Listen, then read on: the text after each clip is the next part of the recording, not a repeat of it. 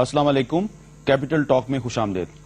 آج دنیا بھر کے مسلمانوں کے دل بہت دکھی ہیں کیونکہ امریکی ریاست فلوریڈا کے ایک ملعون پادری ٹیری جونز نے امریکہ میں کل قرآن پاک کو جلایا، اور اس واقعے کو نہ صرف جلایا بلکہ اسے بہت سے لوگوں کو دکھایا۔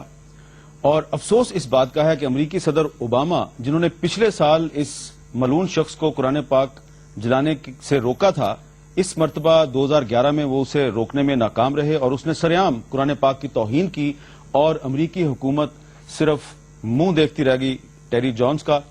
اور آج اس واقعے کی صدر آصف علی زرداری نے اپنی پارلیمنٹ سے جو مشترکہ خطاب تھا اس تقریر میں اس کی مذمت کی، لیکن جو پرنٹڈ تقریر ہے جو ارکان پارلیمنٹ میں تقسیم کی گئی اس تقریر میں اس کا ذکر نہیں تھا۔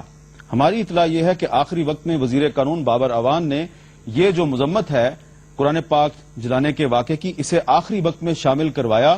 کسی مذہبی جماعت نے اور کسی اپوزیشن جماعت نے اس سلسلے میں حکومت سے کوئی بات نہیں کی، نہ ہی یہ مطالبہ کیا کہ آپ اس کی مذمت کریں۔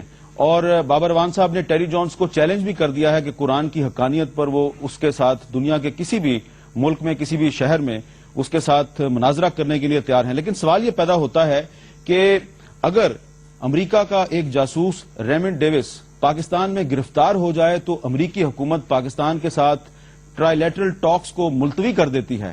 اب امریکہ میں قرآن پاک جلا دیا گیا ہے اور 1 ارب سے زائد مسلمانوں کے جذبات کو ٹھیس پہنچائی گئی ہے، تو کیا امریکی حکومت جو ہے اس کی کھل کے مذمت بھی نہیں کر سکتی؟ کیا یہ نہیں کہہ سکتی کہ مذہبی جنونیت صرف مسلم ممالک میں نہیں بلکہ ہمارے امریکہ میں بھی ہے؟ اور اس واقعے پہ اقوام متحدہ کی سیکورٹی کونسل، جنرل اسمبلی کیا کرے گی؟ کیونکہ یہ کوئی معمولی واقعہ نہیں ہے۔ اس طرح کے جو واقعات ہیں، کیا ان واقعات کے باوجود پاکستان جیسے مسلم ممالک امریکہ کی جو وار اگینسٹ ٹیرر ہے اس میں اس کے اتحادی بنے رہیں؟ یہ وہ معاملات ہیں جن پہ کہ پارلیمنٹ میں بحث ہونی چاہیے۔ صدر آصف علی زرداری نے آج پارلیمنٹ کے اجلاس سے جو خطاب کیا ہے، اس خطاب کے بعد جو اب پارلیمنٹ کا اگلا اجلاس ہوگا وہ 2-3 ہفتے کے بعد ہونا ہے، اور اس وقت جا کے قرآن پاک جلائے جانے کے واقعے کی مذمت ہوگی۔ اس دوران میں حکومت پاکستان کو کیا کرنا چاہیے، اور اس کے علاوہ صدر آصف علی زرداری کا جو آج خطاب ہے اس پہ ہم گفتگو کریں گے۔ ہمارے ساتھ موجود ہیں جناب پرویز ملک صاحب، مسلم لیگ نون کے سینئر رہنما، حیدر عباس رضوی صاحب، متحدہ قومی موومنٹ کے سینئر رہنما، ڈپٹی پارلیمانی لیڈر شیخ وقاص اکرم صاحب، مسلم لیگ کاف کے MNA، اور جناب پرویز خان صاحب جن کا تعلق عوامی نیشنل پارٹی سے ہے۔ سب سے پہلے پرویز ملک صاحب، میں آپ سے یہ جاننا چاہوں گا، یہ جو قرآن پاک جلانے کا واقعہ ہے، اس واقعے کی بظاہر تو مذمت کر دی صدر آصف علی زرداری نے، لیکن کیا یہ ضروری نہیں تھا کہ اپوزیشن کی طرف سے بھی اسمبلی کے اندر اس واقعے پہ بات کی جاتی؟ میر صاحب دیکھیں، یہ بہت بڑا واقعہ، بہت برا واقعہ ہوا ہے۔ آپ نے جیسے کہا کہ جذبات بہت وائڈ سپریڈ اس کا افیکٹ ہے اور پوری مسلم ورلڈ میں اس کی ہے۔ دیکھیں، ہم نے جب اپنی پارلیمنٹری پارٹی کی میٹنگ کی اس اجلاس سے پہلے، اس میں ہم نے تہیہ کیا تھا کہ ہم یہ will bring it to the attention of the house کہ اس کو کنڈیم کرنا چاہیے اور اس پہ بات کرنی چاہیے، اور اسی وجہ سے ایک یہ ریزن تھا کہ لیڈر آف دی اپوزیشن کھڑے ہوئے کہ انہوں نے کہا میں اس پہ بات کروں گا اپارٹ فرام ادرس، مگر یہ ٹاپ آف دی ایجنڈا تھا کیونکہ یہ آج ہی ہوا ہے اور آج کا ہی واقعہ تھا، تو ہم اس پہ بات کرنا چاہ رہے تھے اور اس کو پرزور احتجاج کرنا چاہیے تھا۔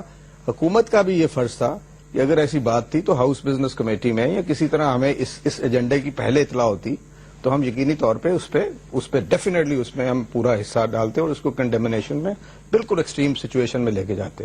اچھا، میں ناظرین کو یہ بتانا چاہتا ہوں کہ ٹیری جونز کے خیالات ایکچولی کیا ہیں، اور یہ جو قرآن پاک جلانے کا واقعہ ہے، دراصل یہ انہوں نے قرآن پاک جلایا ہے امریکی پرچم جو پاکستان میں اور دنیا کے کچھ مختلف حصوں میں، نہ صرف مسلم ممالک میں، غیر مسلم ممالک میں بھی اس کو جلایا جاتا ہے، کیوبا میں، وینزویلا میں۔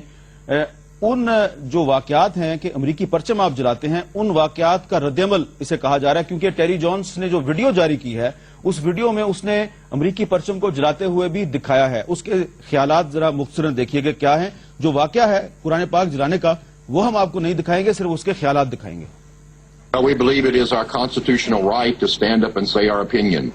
Of course, it is a radical thing to do, but we believe that the times, and we believe that Islam and the Quran is that dangerous of a religion, that drastic means are necessary.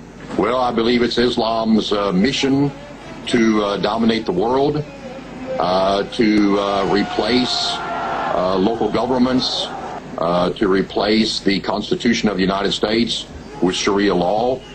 I believe that's very obvious that as you look around the world, you see the fruits of Islam. You look at the trouble that England's having, the trouble that Germany's having, Holland. You see dominated countries who are dominated by Islam, even countries like Saudi Arabia. You see there are no individual freedoms and rights. جی یہ کہہ رہا ہے کہ جی مسلم ممالک میں شخصی آزادیاں نہیں ہیں، اور جو آزادی آپ کو ہے اس کا استعمال آپ نے یہ کیا کہ آپ نے قرآن کو نظر آتش کیا ہے.